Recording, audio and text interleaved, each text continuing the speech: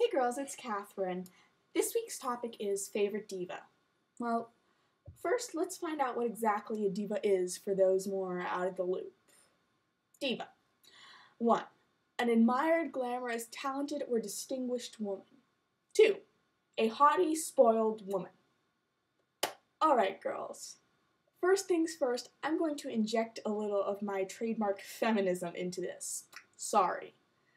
The word diva, if not to the dictionary, to me is a powerful, fabulous, talented woman who knows what she wants and doesn't let anyone stand in her way. Unfortunately, it also has negative connotations. For some reason, many people seem to think that if a woman makes a career her priority and is exact and type A in what she wants, she is, if you'll excuse my language, a bitch. If a man, on the other hand, decides to do the exact same thing, he's hardworking. It's ridiculous. Now, if you don't know, I'm not exactly a Lea Michele's biggest fan, due to a combination of the facts that I don't think she's the best actress. I think she thinks her voice is more powerful than it actually is. Not to mean that it's not pretty. I think it's very pretty. I think that you can sort of notice her sort of lack of grit when she sings. And a good example of this would be like Defying Gravity on Glee. It sounded very pretty, but it didn't have sort of that power and emotion and force to it that an alpha requires.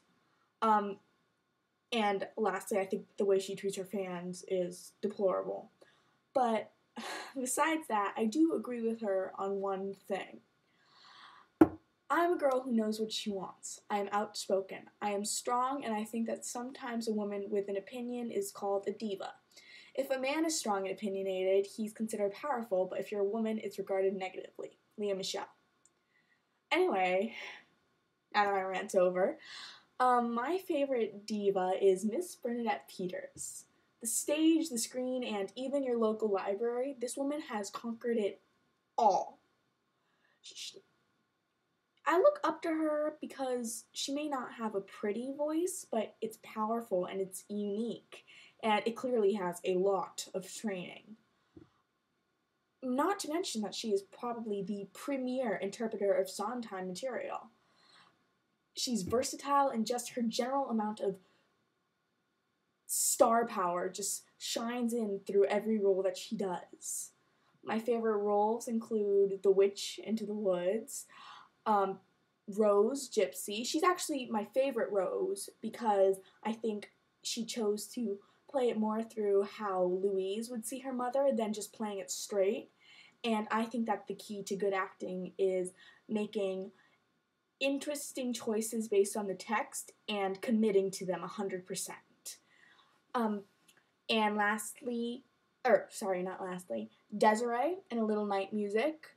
How is she still playing 40 years old when she's 64? It's ridiculous. She doesn't age. It's fabulous.